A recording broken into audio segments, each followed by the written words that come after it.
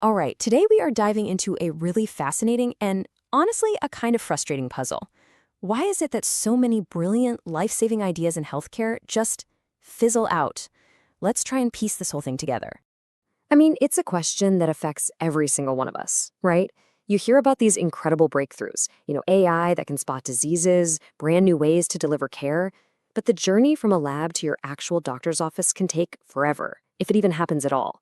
So what's the deal? Why do so many great ideas just fall by the wayside?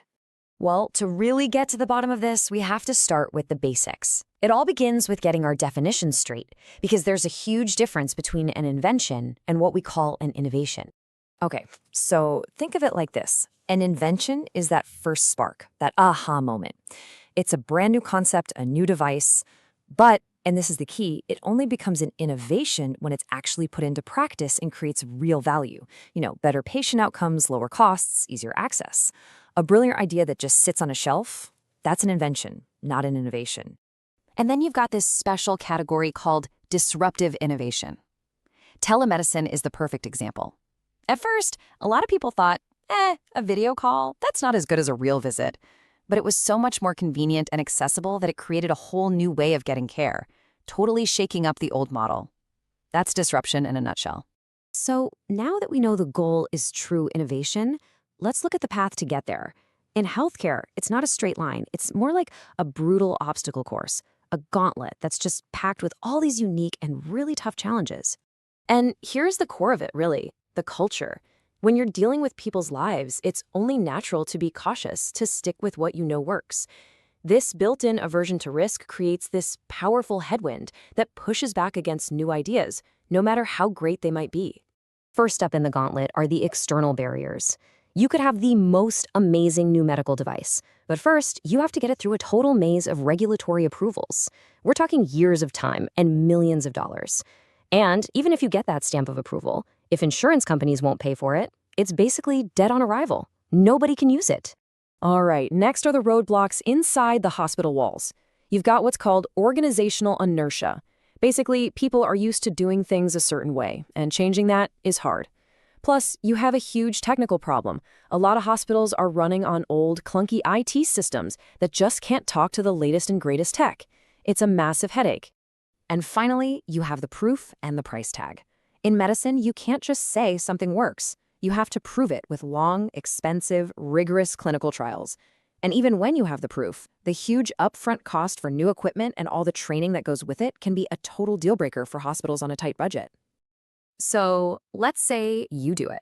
You navigate the regulatory maze, you solve the tech issues, you find the money. You would think you're in the clear, right? Well, it turns out that after all of that, the single biggest obstacle is still waiting for you. I mean, really think about it for a second. The tech is perfect, it's approved, it's paid for, the data says it's a game changer. What on earth could possibly stop it now? This is the whole ballgame. The final boss in the healthcare innovation puzzle isn't a rulebook or a piece of software. It's us. It's human nature. It's our own resistance to change. And look, this resistance isn't just people being stubborn. It's a really complex mix of legitimate concerns. Psychologically, people worry their jobs will change or their skills won't be needed anymore. Practically, doctors and nurses are already swamped. They don't have time to learn a new system. Then you have poor communication from the top, which creates mistrust. And culturally, well, sometimes people just prefer the way things have always been done. So if people are the biggest barrier, what do?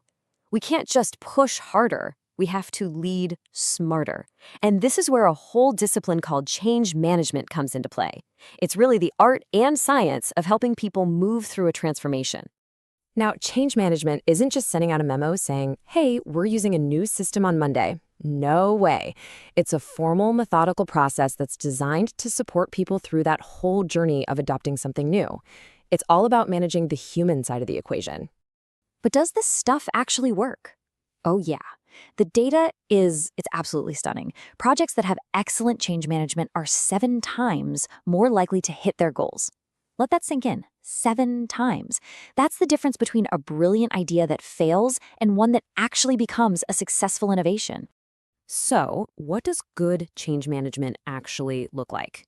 Well, it kind of boils down to a simple blueprint. First, you have to communicate why this is happening, not just what's happening. Second, you have to involve the people on the front lines in the planning process. Give them a seat at the table. Third, provide tons of support. Training, mentors, someone to call for help.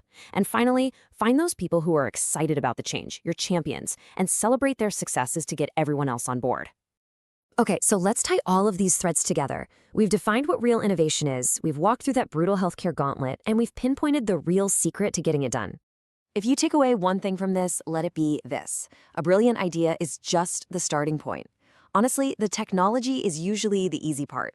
The real work, the thing that turns an invention into a true innovation, is about people. It's about getting really good at guiding them through the human side of change. And that really leaves us with one big question to think about. You look at what's coming down the pike. AI, genomics, totally new models of care. The pace of change is just going to get faster. So as we look to that future, what's the next big change that we absolutely have to get right? For all of us. Thanks for tuning in.